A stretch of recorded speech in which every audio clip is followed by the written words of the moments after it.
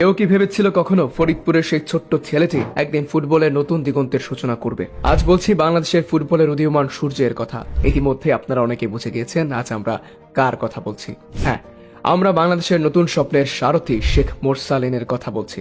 মোরসালিন নামটা বললে ভেসে উঠে বসুন্ধরা কিংসের বিপক্ষে মাঠ থেকে দূরপাল্লার সেই গোল, যেটা আপনি কল্পনা করে থাকবেন ইউরোপের ফুটবলে। গোলকিপার জিগো হয়তো অবাক চোখে তাকিয়েছিলেন সেদিন। করার ছিল না তার কিছুই। জনমনে তখন যে প্রশ্ন, কে এই ওয়ান্ডার বয়? ওয়ান টাইম পারফর্মার নাকি আসলে কিছু আছে? 2005 সালে জন্ম নেওয়া মোরসালিন ফরিদপুরের চরভদ্রাসনের আলো বাতাসে বেড়ে উঠেছেন। ফুটবলের প্রতি তার আগ্রহ শৈশব থেকেই। আদর্শ মাধ্যমিক বিদ্যালয়ের 6ষ্ঠ শ্রেণীর ছাত্র থাকাকালীন অবস্থায় তিনি একটি স্থানীয় টুর্নামেন্টে অংশগ্রহণ করেন, আর এর মাধ্যমে তার ফুটবলের যাত্রা শুরু করেন। 2014 সালে যখন চরভদ্রাসনে অনূর্ধ্ব-12 জাতীয় ফুটবল দলের ট্রায়াল অনুষ্ঠিত হয়, তখন মোরসালিনের উপর নজর পড়ে অভিজ্ঞ কোচ আবুল কাশেম ভোলের। তবে পারিবারিক সমস্যার কারণে মোরসালিন মূল শিবিরে যোগ দিতে পারেননি সেবার।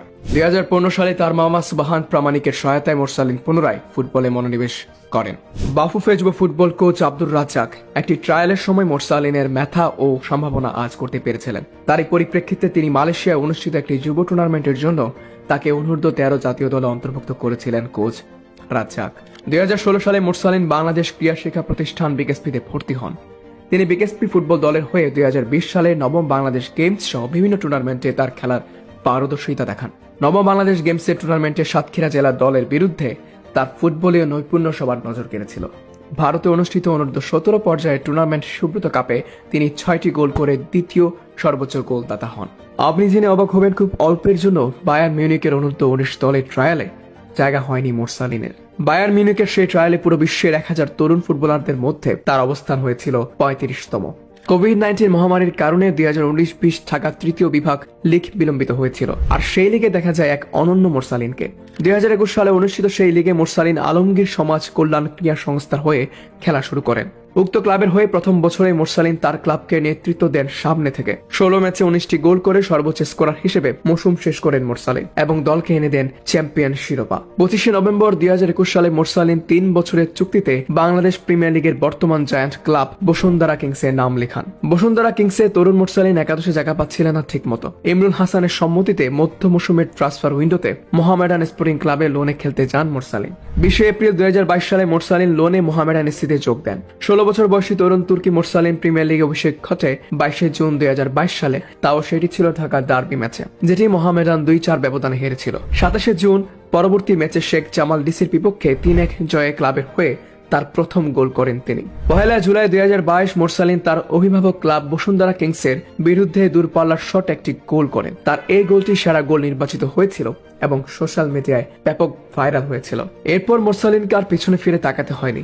বাংলাদেশ চিনতে শুরু করেছিল একটি অনন্য প্রতিভাকে। মোহামেডানের হয়ে তিনি 7 ম্যাচে করেছিলেন 2টি গোল। মোহামেডান এসসি একাদশে নিয়মিত জায়গা নিশ্চিত করার পরেও মোরসালিন তার অভিভাবক ক্লাবে ফিরে যাওয়ার ইচ্ছা প্রকাশ করেছিলেন। একটি সাক্ষাৎকারে তিনি বলেছিলেন, আমি লোন থেকে বেরিয়ে এসে বসুন্ধরা কিংসে ফিরে আসতে চাই। নিয়মিত বসুন্ধরা হয়ে সেরা একাদশে জায়গা করে নিতে চাই এবং বাংলাদেশ জাতীয় ফুটবল দলে জায়গা করে নেওয়াই আমার একমাত্র ইচ্ছা।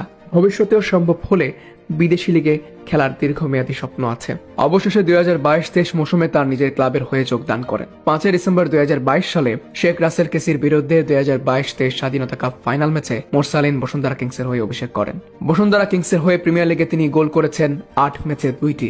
এরপরের গল্পটা তো সবারই জানা। 15 জুন 2023 সালে কম্বোডিয়ার বিরুদ্ধে জামাল ভুঁইয়ার বদলি হয়ে মাঠে নামার মাধ্যমে আন্তর্জাতিক অভিষেক হয় মোরসালিনের। সাফে খেলতে নামলেন দেশের হয়ে মালদ্বীপের মতো গুরুত্বপূর্ণ ম্যাচে। দেখালেন নিজের ভেলকি, চেনালেন নিজের জাত। মালদ্বীপ ম্যাচের পর ভুটান ম্যাচে রিবক্সের বাইরে থেকে সেকেন্ড ফুট অর্থাৎ বা পায়ে দুর্দান্ত গোল করে বসেন মোরসালিন। এরপর থেকে যেন ক্যাব্রেরার বাজির ঘোড়া এই মোরসালিন। গোল রেশিও তার 0.44, যা বাংলাদেশিদের মধ্যে সর্বোচ্চ। কেভিন ডি ব্রুনাইকে মানেন রোল মডেল এবং আইডল তার মেসি। ডি ব্রুনাইয়ের মতো অ্যাটাকিং মিডফিল্ডার মোরসালিন। তার পাস, ভিশন, শুটিং তার জাত চেনাবে। মাঝখানে অনাকাঙ্ক্ষিত কর্মকাণ্ডে হয়েছিলেন নিষিদ্ধ, ফিরে এসে দেখিয়েছেন নিজের কারিশমা। সদ্য অনুষ্ঠিত ফিফা ওয়ার্ল্ড কাপ কোয়ালিফায়ার ম্যাচে লেবাননের বিপক্ষে দূরপাল্লার গোলটাই আপনাকে মনে করিয়ে দিবে কেন সে আলাদা। এই তরুণ তুর্কিকে যদি কোচ যথাযথভাবে ব্যবহার করতে পারে তাহলে সে যাবে বহুদূর। মোরসালিন সম্পর্কে আপনার মতামত এবং আপনার পরামর্শ, আপনার আকাঙ্ক্ষা জানান কমেন্ট সেকশনে। যদি ভিডিওটি ভালো লেগে থাকে তাহলে অবশ্যই শেয়ার করবেন এবং ফলো করবেন আমাদের পেজ সেভ বাংলাদেশ ফুটবল।